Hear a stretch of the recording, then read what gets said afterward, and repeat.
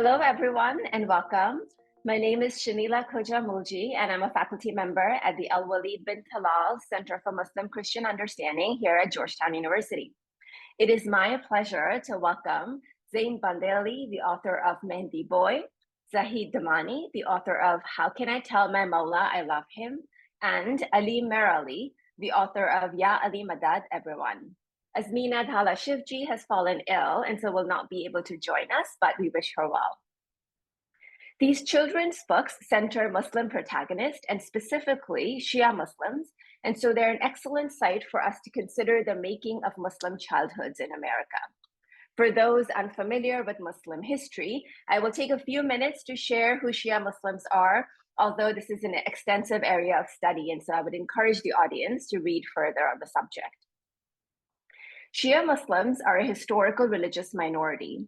They emerged from a succession crisis following the death of Prophet Muhammad, peace be upon him. One group of the Prophet's followers allied behind his friend Abu Bakr, and they would eventually be known as the people of the Sunnah and the community, or Sunni, and a smaller group declared his son-in-law, Ali ibn Abi Talib, as their leader. And this group would consolidate over time into the party of Ali, or the Shia. The Shia, in common with fellow Muslims, believe in Tawheed, the unity of God, and Nubuwah, the prophethood of Muhammad. They further believe that God instructed the Prophet to designate Ali as his successor to maintain spiritual and moral guidance of the Muslim community. Ali, therefore, came to be known as the first Imam. Over time, the Shia split into further groups as divisions developed over rightful successors. Our guest authors belong to the Nizari Ismaili group of Shias, who today are estimated to be between 12 and 15 million in number and spread globally. Their present Imam, or spiritual leader, Shah Karim al-Husseini, is the 49th Imam in direct succession from the Prophet. For those of you who are familiar with my work, you will know that Ismaili Muslims first arrived in North America in the 1960s as students, refugees, and forced migrants from East Africa, East Pakistan, and Burma, fleeing wars and political turmoil. Over time, their co-religionists from other regions of South Asia, as well as Central Asia and the Middle East, joined as well. Today, the community in North America includes second and third generation Ismailis. During our conversation, we will discuss the storylines of the books, the authors' inspirations, and their visions for Muslim childhood in America. In the process, though, we will also gain insight into salient Shia Muslim beliefs and practices. The fact that Shia Muslims look to the Imam for guidance in both spiritual and material aspects of their lives. They seek his intervention, as signified by the title of Alim's book, Ya Ali Madad, O Ali Help, which is also a Shia greeting. We will learn that love for their Imam is an integral aspect of Shia Ismaili religiosity, which is exemplified by the title of Azmina and Zaheed's book, where a child asks, "How can I tell my Mawla I love him?" The Arabic term Mawla for protector or lord is used widely by Ismaili Muslims to refer to their Imam. Since the majority of Shia Ismailis in America are a religious minority, the books also give us insight into what it means for this group to animate its cultural heritage. Zain's book, Mehndi Boy, discusses Mehndi, or henna, a popular art form of Indic origin Ismailis that has traveled with them from India to East Africa and then on to Canada. We learn about how migrants have reproduced their culture through such art forms, but we also leave the book with lessons on the politics of art and gender identity. Zain, for example, tells us that while the art form of Mehndi is gendered, in that it is often associated with women and femininity, we need to expand our understanding of both art and gender to welcome boys who may wish to practice Mehndi as well. And so together, the three books give us a glimpse into various aspects of Muslim childhood in North America. As an anthropologist, I will remind our audience that these books are case studies. They do not represent the entire Muslim or Shia or Ismaili experience. That is far too heterogeneous. Instead, our conversation offers insights into some authors' efforts of crafting and envisioning Shia Muslim childhood, and in doing so, hopefully, enhances our understanding of Shia identity in America. So for the remaining 45 minutes or so, I will ask our authors some questions, and then we will have some time to take a couple of questions from the audience as well. So again, first of all, thank you so much for making the time and joining us. I will begin by asking you about your books, the storylines of the book, what does the cover image mean, what inspired you to write, and then maybe first we can start with Alim and then move on to Zain and then Zaheed. Sure. So Alim with everyone, and good morning. I'm going to share my screen and tell you a little bit about my book and the cover story, and answer some of the questions that the professor has mentioned. So just bear with me 1 second here, and let me tell you a little bit about Ali Madad Everyone. So Ali Madad Everyone is a story about a little boy who learns the meaning of Ali Madad and Mawla Madad, which is a cultural greeting in the Ismaili community and also in some other Shia Muslim traditions. The book takes place at the Ismaili Center Toronto, and in the lead up to this event, Professor mentioned that some participants may not know too much about the Ismaili centers. So Ismaili centers are actually really special Jamaat khanas. They are a symbol of the presence of the Ismaili community in the places they're located. They're iconic buildings, a place for social and cultural and religious gatherings, and they're a testament to the longevity of the Ismaili community in those populations, and a place where Ismailis and non-Ismailis can get together and really build bridges and foster deeper connections to the communities that they belong in. And Ali Madad Everyone is a story that I wrote. I think it's really well captured on a small video, so I'll take a minute here to show you the video, and I think the audience will get a good understanding of the project, and I'll continue after that. Once upon a time, I was reading a bedtime story to my son and wished that I had an Ismaili children's book to read to him instead. Since there was no shooting star in sight to wish upon, I decided to write one for my son and for the Ismaili community as well. Ali Madad Everyone is a not-for-profit project where all the money raised goes back into the project to produce more books and gift them to the Ismaili community. The 3 goals of the project are: 1. To create a children's book for Ismaili families and their children that they can relate to. 2. To inspire others to write children's books about their community. 3.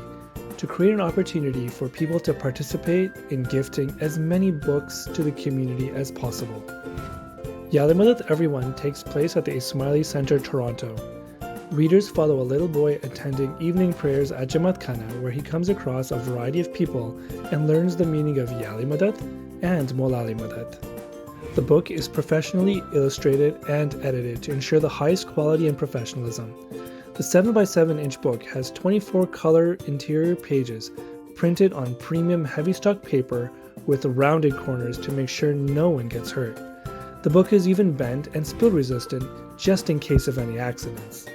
It's a great book for grandparents to gift, for parents to read to their children, and for kids to practice their reading. Thank you, and Ali Madad Everyone. Yeah, so that gives you guys, hopefully gives everyone a good overview of the book. And to answer the question, kind of why I chose the cover was chosen because it's the start of the story. You know, everyone has to go to Jamaat Khana, and the story kind of, as the book progresses, takes the journey throughout kind of the evening as would progress. So the little boy named Zain, he meets Mukhtar Sahibs, you know, the leaders of the community mosque and Jamaat Khana. He meets volunteers that are there to serve. He meets the senior citizens and our elderly members of the Jamaat. He meets family members and friends, and it's the journey to kind of how an evening would go if you were to kind of go to ICT on, let's say, a Friday evening. The inspiration from the book really came from my own son. We had a little boy, and during the pandemic, um, we weren't able to visit any Jamaat khanas, and there was a little bit of lockdown, and travel was a little bit limited. And like most parents, the common tradition is reading stories at bedtime to your children.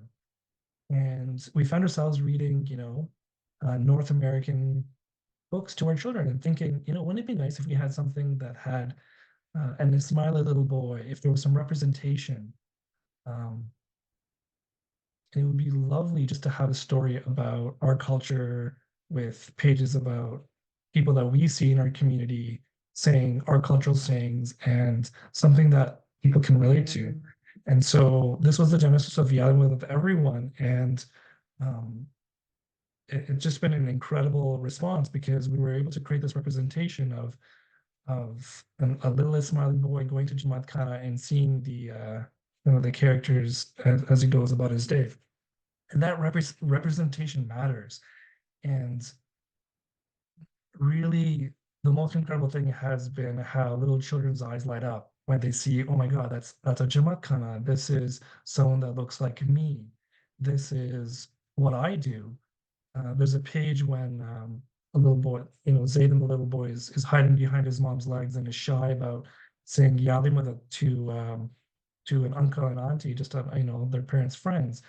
And many of us have had that experience where we've been a little bit shy to say hello or Yalimada to someone that we don't know or just meeting. And these are relatable kind of ideas that I wanted to convey in the book. So I think that's a brief introduction.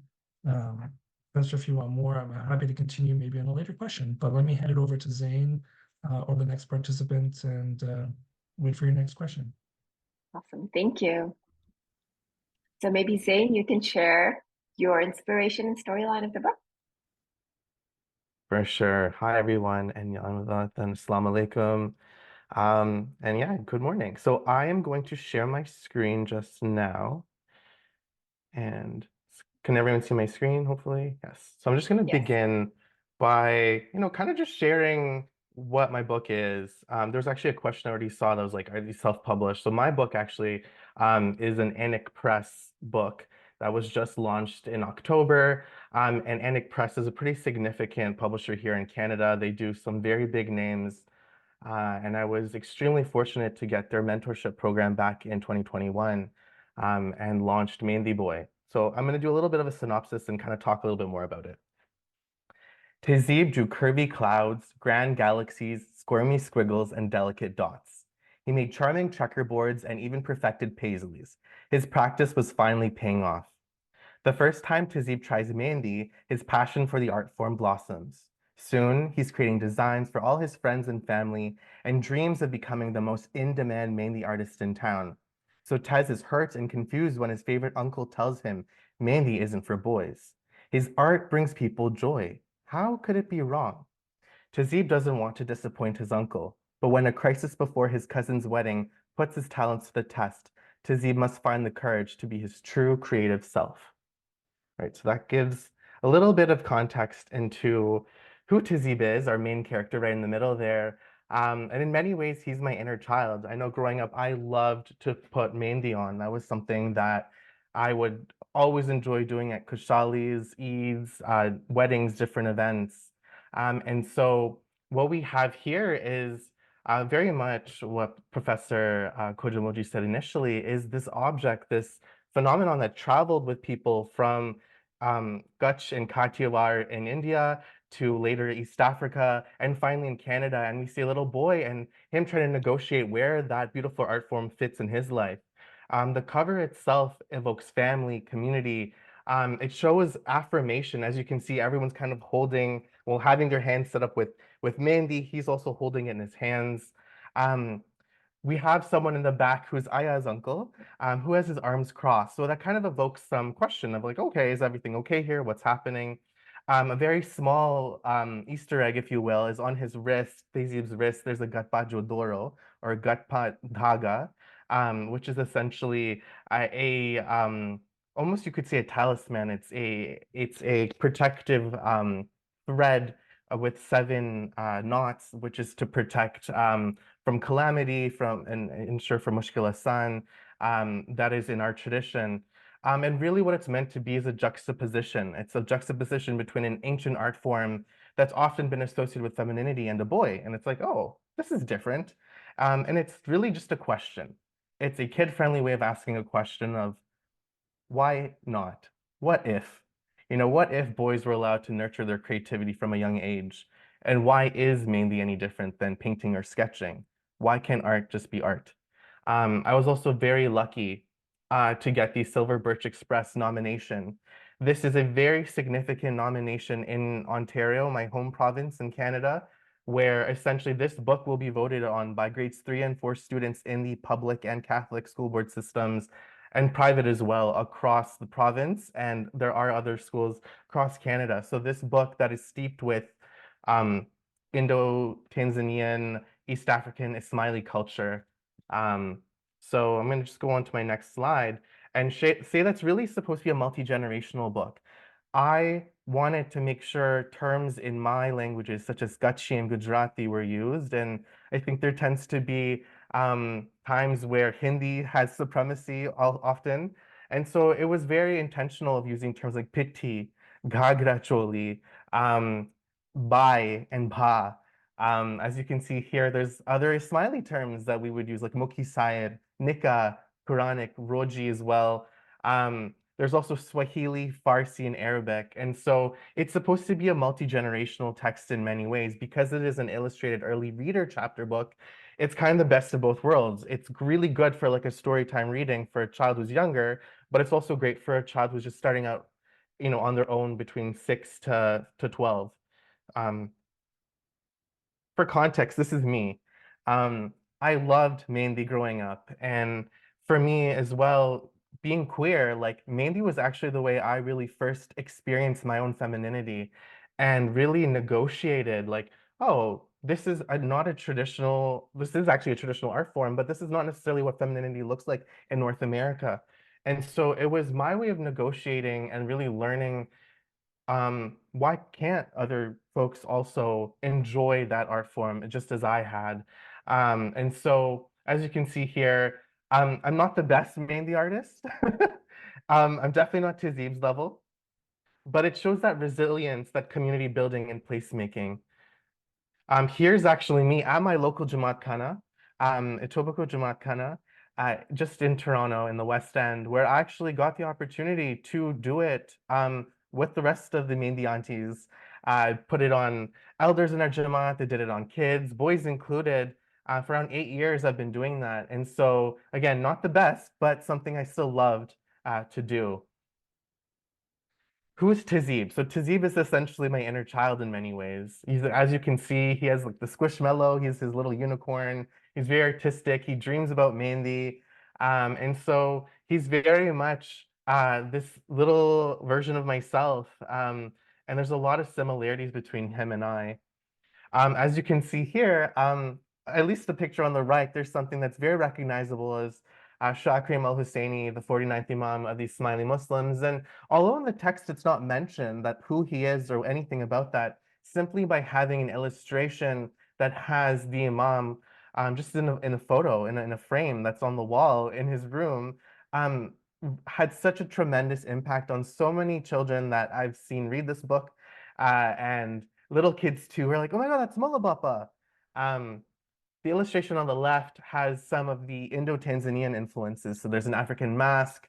There's also mentioned the text of the mom saying that, oh, when I was in Tanzania, I used to do it with my friends, and kind of talks about that diaspora. I often like to say I'm a diaspora of a diaspora because truly that's what I am. For 4 generations, I was in different or my parents were in a different context, and I really wanted to showcase that identity as well. Here's another beautiful illustration on the left, again, of my Jamaat Khana growing up, of Etobicoke Jamaat Khana and the old carpet. And if anyone knows or is familiar about the controversies around that carpet, I was very careful. I wanted to ensure my green carpet was there but it shows a scene from the nikah. I wanted to ensure that tasbih was there. I wanted to show some of those colors, the imagery. And again, similar to Alim's text, having the Jamaat kind of be maybe not the sole space, but one of them in the text was really important to me. On the right, we see Aya's uncle with Tezib. He's holding a thali that has haldi or hardar or haidar, as we use in Kutchi and Gujarati, turmeric in English, during the Pitti ceremony.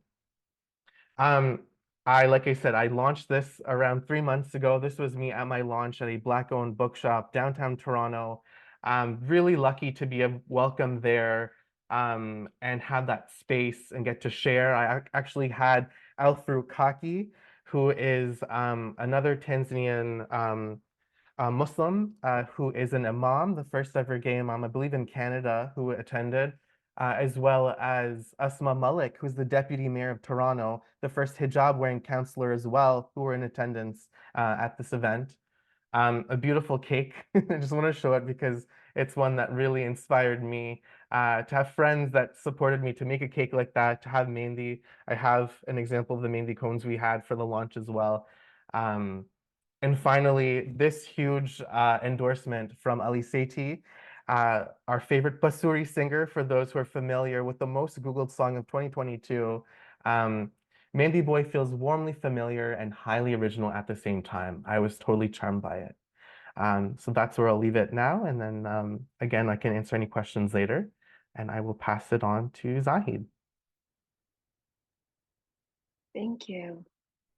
So Zaheed and Azmina are co-authors, but Azmina is not well. So we wish her quick recovery, but we're so excited to welcome Zaheed.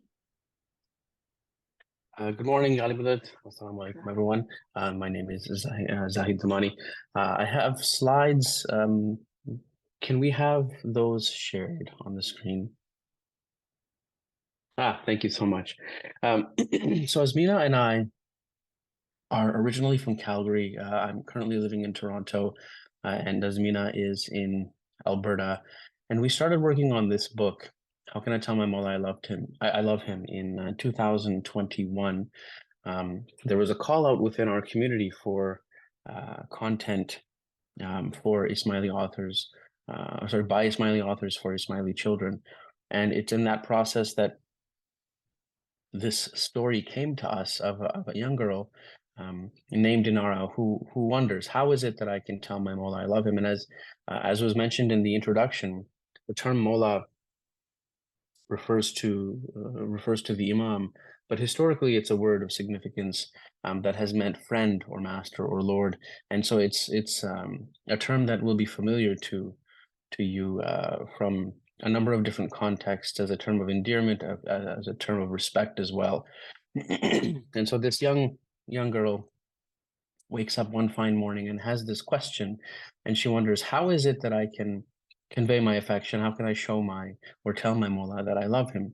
And it's really from there that this kernel of an idea that was born, this story. And we'd spent about a year or two, actually 2 years, working on this story, refining the text, working with illustrators to convey the meaning that we were hoping that it could convey. And there's a lot of what has been discussed before by Alim and by Zain in terms of symbols, artifacts, and meaning that we tried to capture through the illustrations of the book, which she sets out on this journey, because there's so much of who we are and where we come from that this book allows us to convey. And as was also mentioned in the introduction by Dr.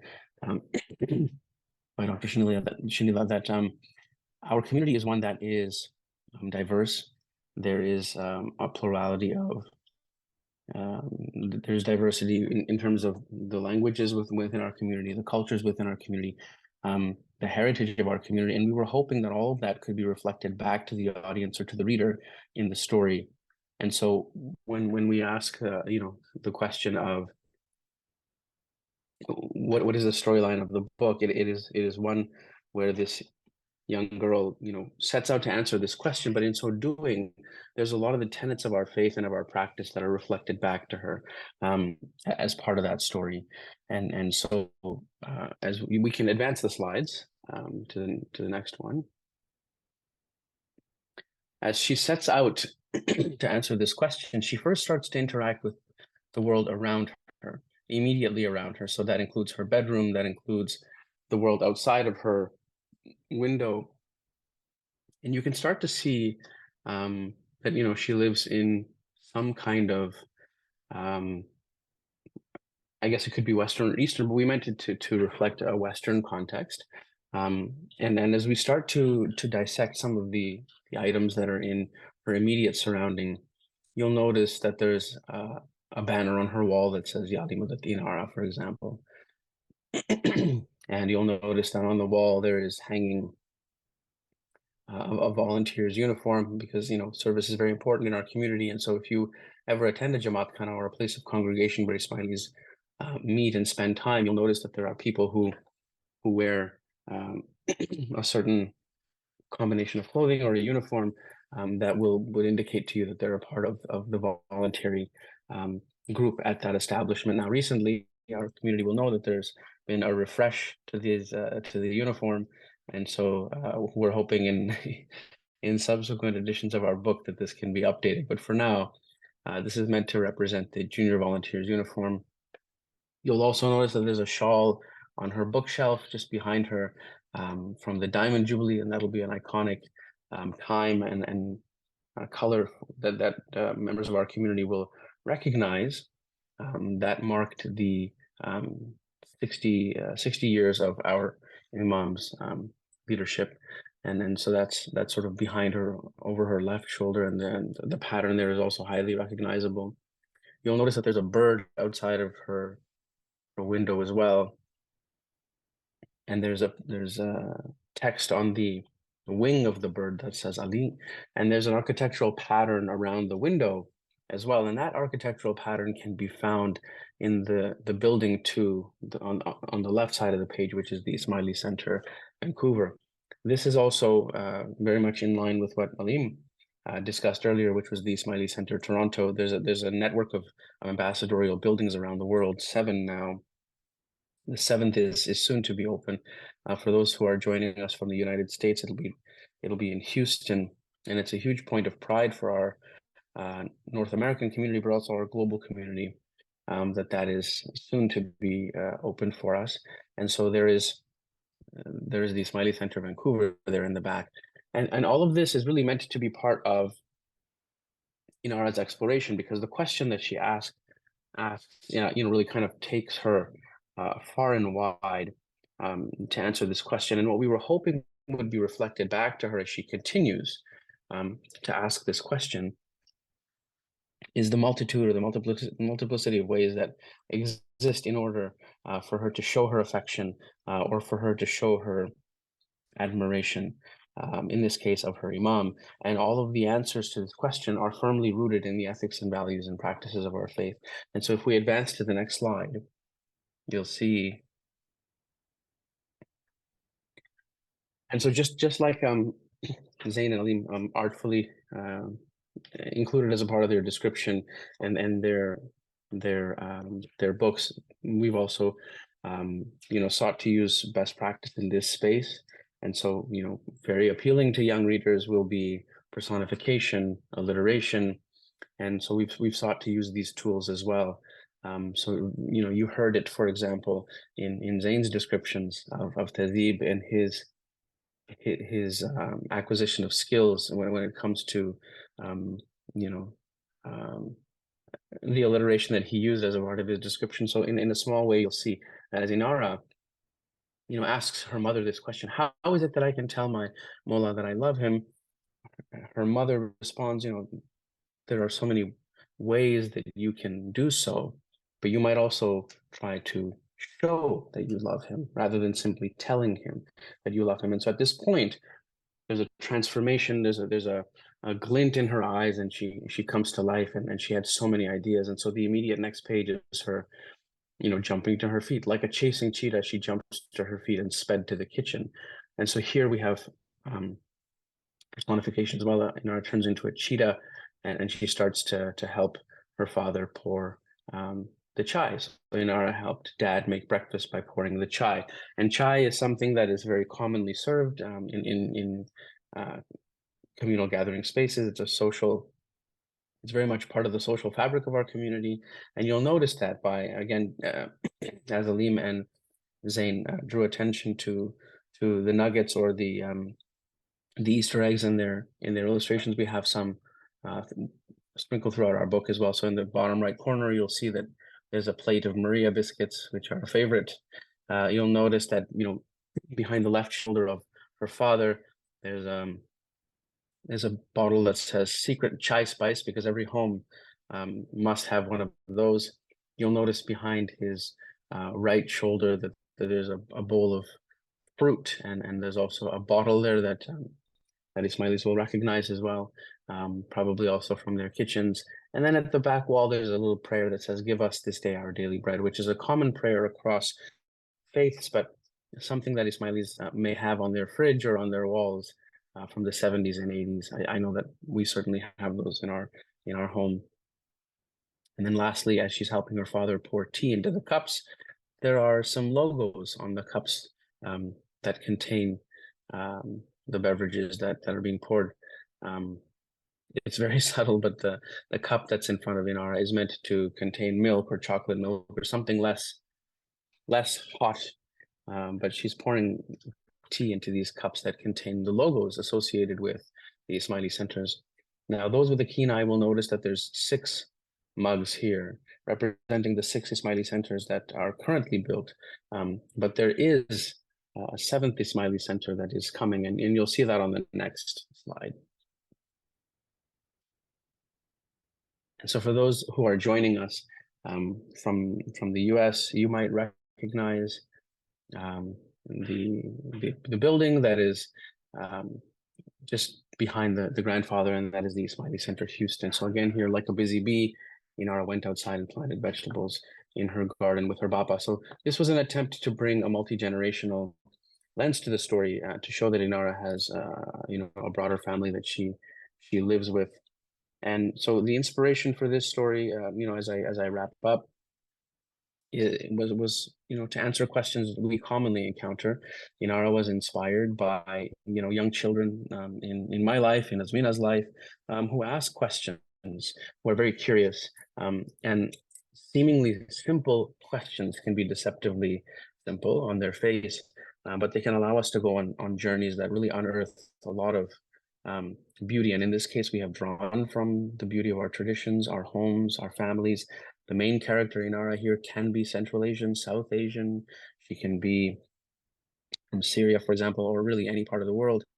And as we explore other settings in the book, which haven't been included here, so just to maintain an element of surprise, you'll see that she interacts with several aspects of our faith, both culturally and more spiritually.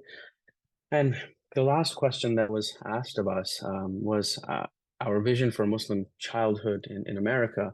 I'd say that as we see here, we envision a world where children are curious, where they use their imaginations liberally, and they allow their questions to come to life, and that they are met with equally creative and imaginative responses that are grounded in fact, but also that allow our history and our tradition to come to life. One of the things that you'll notice that in our encounters as she answers this question is cities around the world, and she encountered Ismaili centers in particular, and that's to bring an awareness to the fact that we are a global community. There's a sentiment or a phrase within our Jamaat that we use frequently, that we might be familiar with. One Jamaat, this idea that we are not a community of the West or of the East, of the North or of the South, but that we are one family, one Jamaat. And so as she explores these different settings, she encounters individuals that might look different than her, but that have fundamentally the same values. And so we hope that, we can all be a part of a community that is international, but that at its heart is one that seeks to be united, and that has many, many elements or tenets that it draws from to find and to feel that unity, just as Inara does. So we want we envision a future that is creative, that is curious, and that is inclusive, just as this book aspires to be. Thank you so much. I think Thank that you. there are so many themes and patterns that we can see across the three books. The symbolism of the images that you very intentionally included, the illustrations, the shawl, the photo of the imam, the uniform. These are small clues that, as you mentioned, to a cultural insider, reinforce a sense of affinity and belonging. And I don't know if you noticed that I also paid a lot of attention to my book about Shia Ismaili women who migrated, and there are clues on the cover that only a community insider can actually understand and make meaning of. And those are very important cultural artifacts for a community to feel a sense of longevity, to feel a sense of belonging, right? So I think that's amazing. I also, I think, Zaheed, you started to respond to this question already, so I'll ask Zain and Alim to reflect a little bit on it. So within the study of childhood, one of the ideas that we often talk about is that constructions of childhood in the present are not simply about the present, they actually reflect contemplations on the past and aspirations for the future. And so these different space-time horizons are often connected, and the ways in which we might construct a particular vision of a childhood in a way reveals what we imagine and wish for and desire for children in the future. And so I wonder if to add to what Zaid already started talking about, if Zain and Alim, you could reflect a bit on, I think you started with talking about, Zain, for in your case, your own experience, and Alim, as you were talking about your own children. What are some of the aspirations that you might have for Muslim children in North America that in a way funneled into your creative work? So maybe Zain, you can start and then we can go to Alim. Sure. I'd say predominantly, I think even where I began, one of the central tensions in my story is that relationship between, a nephew and his favorite uncle who doesn't, where they don't see eye to eye. And I'd say there's some very real trauma that a lot of like queer and trans people face in our communities. Globally, there's still a lot of homophobia, transphobia that exists within our smiley spaces as well. I've always been someone who has very much been proud of my intersecting identities and has found solace in being a practicing openly queer Muslim and a smiley Muslim.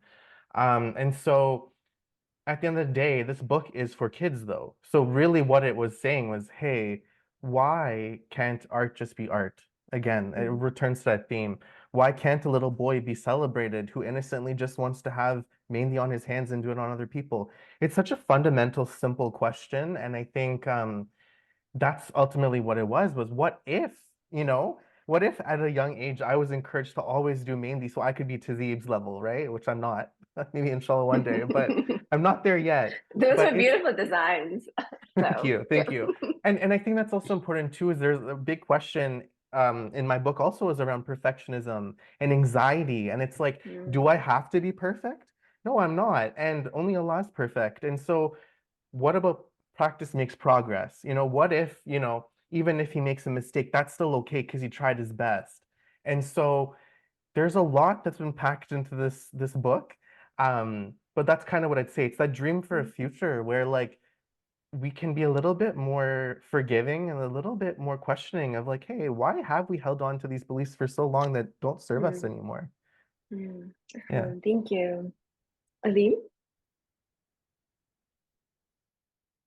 Thank you, Zain, and everyone else. I want to just kind of echo along with the other authors. I think having books that show our identity or intersecting identities is really important. And a short while ago, these books didn't exist. And in our community, we didn't have these resources. So for me, really just having a tangible book, which smiley and non-smiley children can hold or their parents can hold, is immensely valuable because that representation matters. So they can see that, yes, when my family goes to Khane or Jamaat Khana, and my parents asked me to say Ya Ali Madad or Mawla Ali Madad to this person or that person. This is a similar experience that other children, you know, undergo. It's kind of what I had to do when I was young, many years ago, and that kind of carries over to this day, right? We all have similar experiences of saying Ya Ali Madad to our friends and our family and the leaders and the volunteers and our seniors, and that representation matters. It's something that they can hold, and in the future, I'm really excited about the possibility that our Ismaili community will have resources where they don't just have 1 or 2 or 3 books to read at bedtime, but many more. Mhm. And so, you know, just in this panel here, we have a board book for, you know, babies and infants and toddlers. We have early reader books and something that, you know, a little bit later readers can kind of explore in depth with some of the imagery that Zaheed has.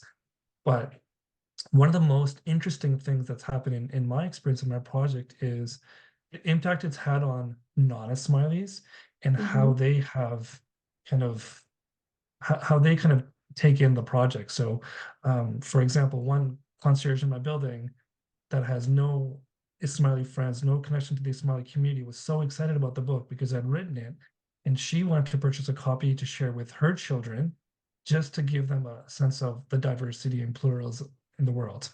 I've had non-Ismailis buy the book as a gift to give to their Ismaili friends. We've had people who have a mix of Ismaili and non-Ismaili family members use the book as a tool to educate their others, and now their non-Ismaili grandchildren are saying Ya Ali Madad to the grandparents. And it's a wonderful way to build bridges. And so really what I was trying to do is just to create a resource as a stepping stone for other aspiring authors to do the same and to create more resources. And I'm so great. I want to give a hats off to Zain. Anik Press is a big deal. I'm so proud. We're going to cheer you on, and having that professionalism as examples for our community authors to build on is tremendous, right? So I invested a lot of time in hiring like 3 different children's book editors to review the copy, the content, the wording, right? To have an actual ISBN number to make sure it's published in a physical and digital format, to have it in the Library of Congress and the Archives of Canada. So it is best practice so that others can see what's possible. And really, I'm hoping to inspire others. And I think, Zain, you're so brave talking about the concepts and being so open and doing it so professionally. And I'm just so proud of you. And Zaheed, really proud. It takes a lot of work and effort to make these little simple books come to life. And hats off to everybody. Thank you. So I see there are lots of questions in the chat, but I'll ask perhaps as Alim started to talk about the process of what it took for you to conceptualize the book. He mentioned folks he hired, maybe Zaheed and then Zain. If you could share a little bit of that in terms of what were most challenging, rewarding aspects of writing this book, if there is advice that you would share with our audience in terms of folks who might want to pursue this kind of writing. So there are a set of questions in the chat to that effect. And so maybe I will start off with Zaheed, Zain, and then I'll take a few more from the chat as well. For sure. Thank you for that. And just to piggyback off of what Alim was saying, you know, deep gratitude and congratulations to Zain and Alim. It's so inspiring to be able to share this panel with you. And I speak on behalf of Azmina as well.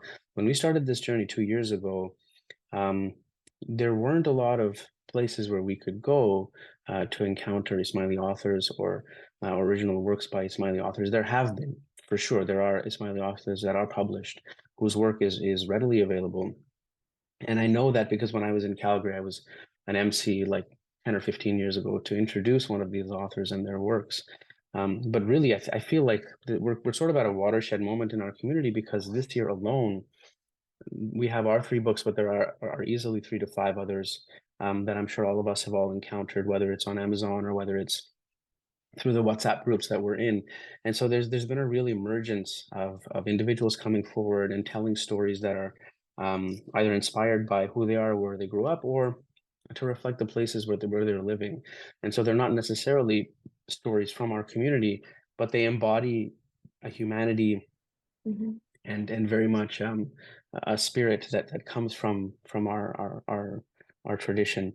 And so in terms of those who are wanting to embark on this journey, I would say choose topics or choose ideas that resonate with you, that you're passionate about, because it is a lengthy process. Whether you choose the self-published route, whether you choose the published route, and again, congratulations to Zain for doing that, because it's such an inspiration for those of us who are on this journey, and who are kind of moving in that direction or wanting to move in that direction. It's a team sport, and whatever idea that you start to develop, I would say, be willing to allow it to take on new forms, and to evolve, because as you start to speak to your audience, you'll start to understand what it is that people are looking for. You'll start to understand what resonates and doesn't resonate. You'll start to understand that there's a magic when editors come together in terms of simplifying a story or making a story resonant, or reflective, depending on what your objective is and who the reader is going to be. So I would say be willing and able to work in a team, be flexible, allow for ideas to change and evolve, oftentimes for the better, but also be cognizant of what it is that you're trying to accomplish, because there might be changes that you're not willing to make, or integrity that you're willing to, that you're really needing to preserve as a part of the story that you're telling. And that might sound kind of odd for our story, which is very simply about a young girl who's trying to answer this question. But as she visited different places, we started to get feedback, for the most part, which improved our story, and which improved its readability, and which improved its reach. And as a result of that, we have something in front of us that really was born from the multiple impressions of the village that brought it to life. And then as you start to work with illustrators and graphic designers, there's an aesthetic that you'll want to bring to life, and so keep that in mind. When we started off, very much like Alim said, our hope was to be one, part of a growing library of Ismaili children's literature that could exist one day, and I think we're very much on the way to getting there. We were hoping that the quality of the illustrations, the vibrancy of the colors, the flow of the storytelling could be just as good, if not better than contemporaries that would that we'd be sharing the shelf with. And so we took a lot of inspiration from Robert Munch and Michael Marchenko and the Bernstein Bears, and titles that were from our childhoods. And Azmina has 2 young children, and so she's constantly reading to her children, and there are a lot of funny titles that we drew inspiration from in terms of the typography and the layout and the graphic design. And so just in speaking with you, I've already talked about editors, graphic designers, illustrators, folks who would help with publicity and things like this. And so there's a lot of core elements to all of our journeys, and then as you go down the published route, there will be additional support. We chose to go down the self-published route, but when you go self-published, again, there's a lot of branches there. You can work with Amazon, for example, to make it available online.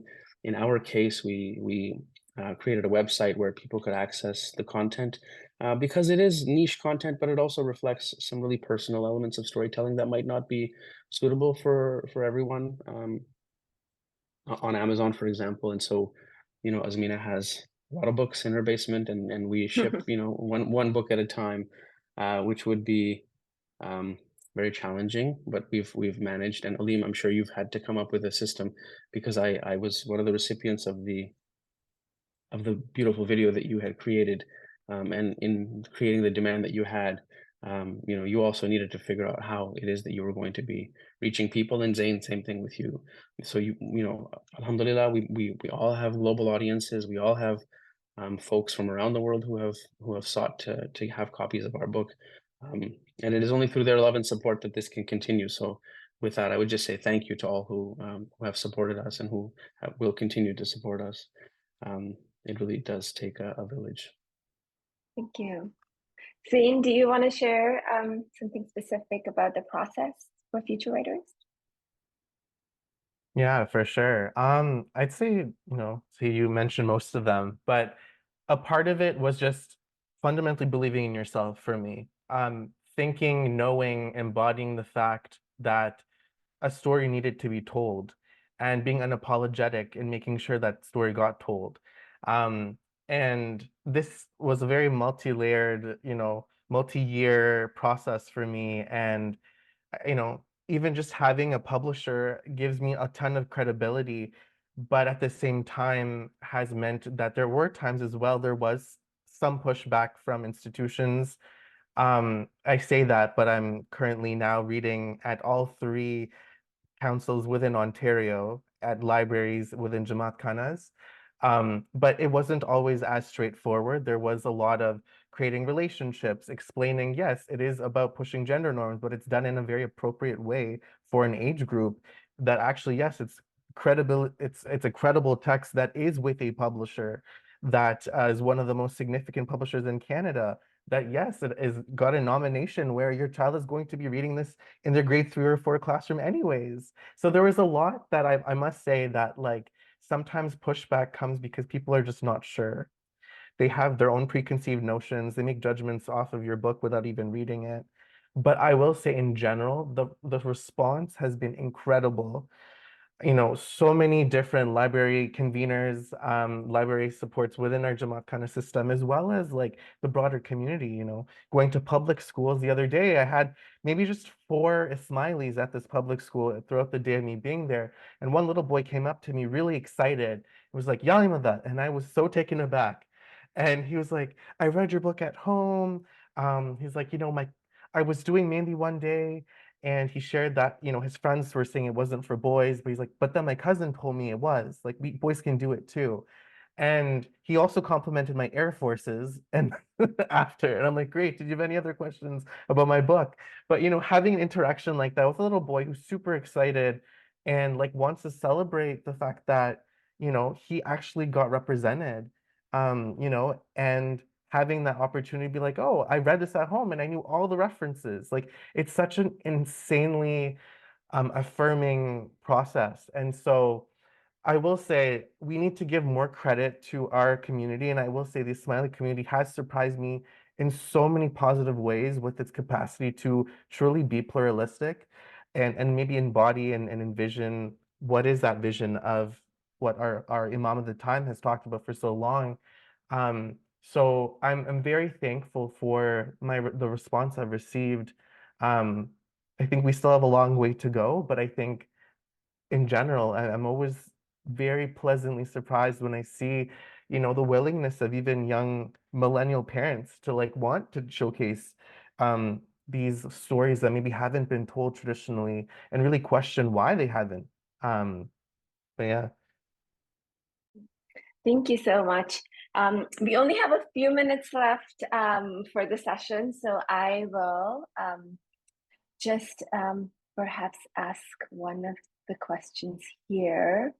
So I think most of the questions you've responded in your sort of broader responses, but maybe if you could answer this anonymous question around testing and drafting process of the book in terms of who did you get feedback from? I think some of you mentioned that you hired editors, but if there are ways in which we could get a little bit more insight into the process of writing and drafting, and maybe one of you could speak to that, and then I'll conclude with one other question. I can just tell you guys a little bit. I won't dwell on the writing piece of it, but like the hardest thing sometimes for people is like, is there a market? Is there a fit for something? So one thing that I wanted to do was to create kind of like a case study and a pilot project to showcase the demand of the book. And what I did was a Kickstarter. So it wasn't necessarily to raise funds for the book. My project is a not-for-profit project. But through a Kickstarter, I was able to kind of communicate my idea, really in 2 days, 3 days, have that whole Kickstarter funded, have proof of a market and a demand, and also simultaneously raise hundreds of books that will be donated to the Somali community. And so, and through that, you can kind of learn, is there a niche? Is there a market for me? What is the potential? And engage feedback from everyone that way. So that's one way. If you're not sure whether it's something that's in demand or not, one way you can test is something like a Kickstarter or a crowdsourcing opportunity.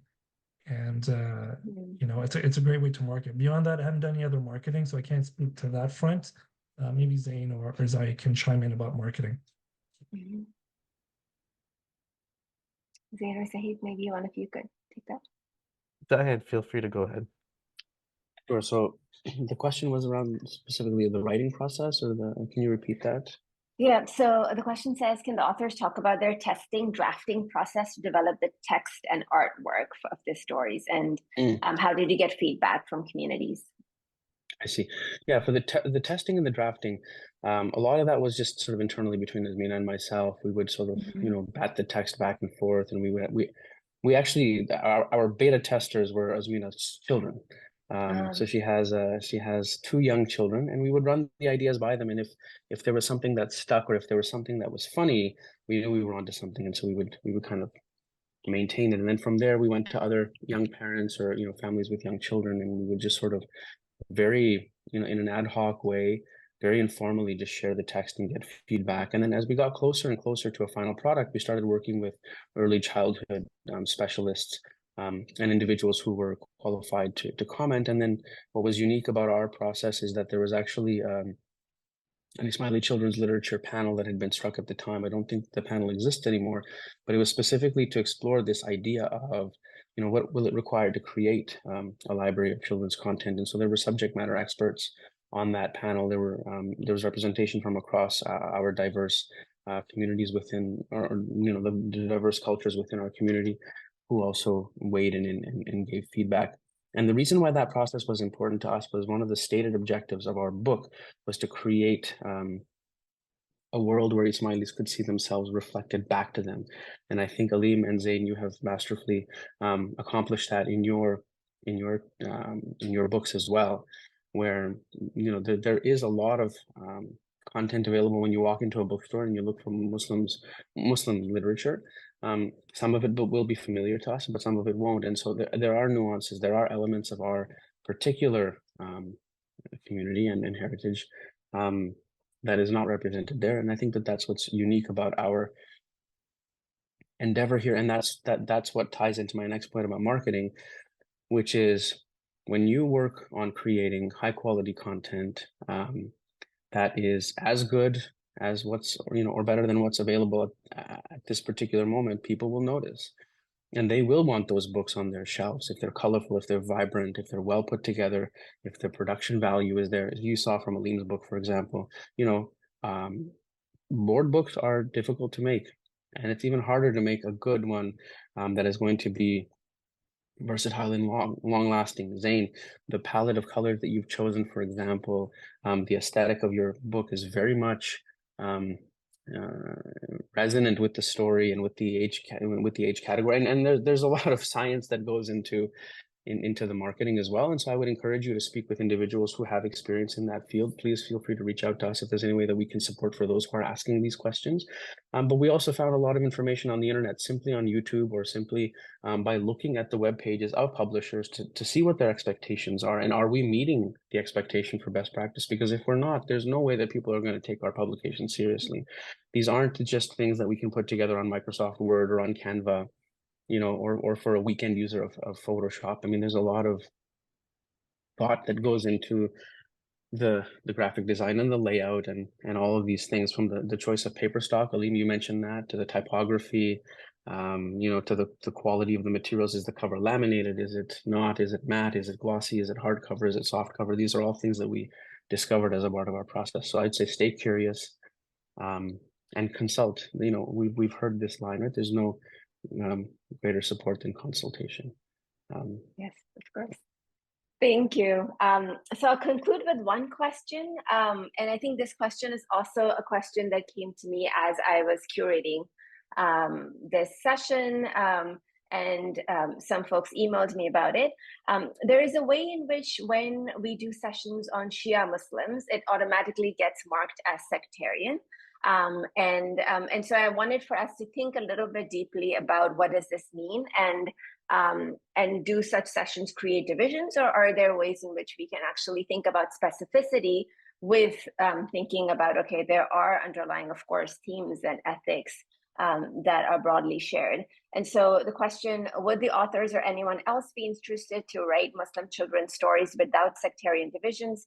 Can we imagine such a project that transcends such divisions? And so both Zain and I have responded on chat to this, but I wonder, maybe Zain, if you can share your reflections, and then maybe I will share by way of kind of wrapping this up and concluding. Thank you. I think a lot of times what ends up happening is this idea of one Islam gets conflated with this idea of like it needs to be a singular, homogenous kind of one Islam. And for as long as we've existed as a community, Ismaili Muslims, 49 Imams, 1400 years, we've existed in tandem with other communities of interpretation that have always existed as well. There are nuances with our diaspora, nuances of our history, also our marginalization, which has affected our 1400 history. And so when we want to celebrate our voices, celebrate the distinctiveness of our traditions, it doesn't mean we still don't believe we don't belong to a one Muslim ummah. It means that we are just highlighting a specific community of interpretation. And that idea is actually beautiful. What if we had a storybook that brought a Bori Muslim, an Ithna Ashari, an Ismaili, African Muslims, Nation of Islam, any distinct Sufi interpretation, and have kids come together and maybe share that while we do profess the Shahada, La ilaha illallah Muhammadur Rasulullah, there are other nuances to how we approach our community, how we pray, our leadership, the role of an imam versus the role of the ulama, different things like that, how we interpret Sharia. So I think that question in itself needs to sort of be like, oh, maybe the premise, there's something there that we need to rethink. So those are just my 2 cents. Thank you. And so I think one of the things that is that your books afford, like I mentioned earlier also in the introduction, is that none of these books represent the entirety of the Ismaili Shia or Muslim experience. And I think that's what's beautiful about it.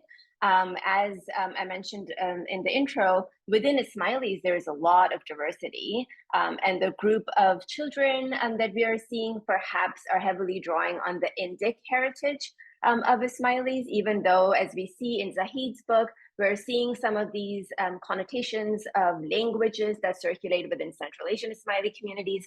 And so I think there is a way in which we can think about producing books that speak to the specific cultural, linguistic sensibility, interpretive sensibility of a group, while not positing one experience as representative of an entire sort of Ismaili Shia or Muslim experience.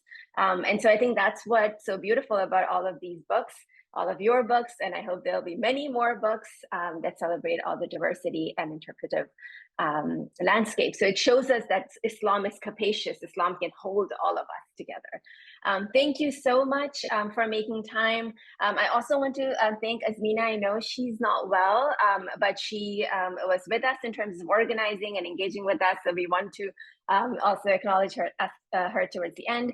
My colleague, Andrew Condon and Shirin Durrani have worked so hard to put this webinar together. They are also sharing information about where you can get these wonderful books on chat. We will also make the recording available on ACMCU Georgetown's YouTube channel, so you can go back and listen to it and also access information about the books there.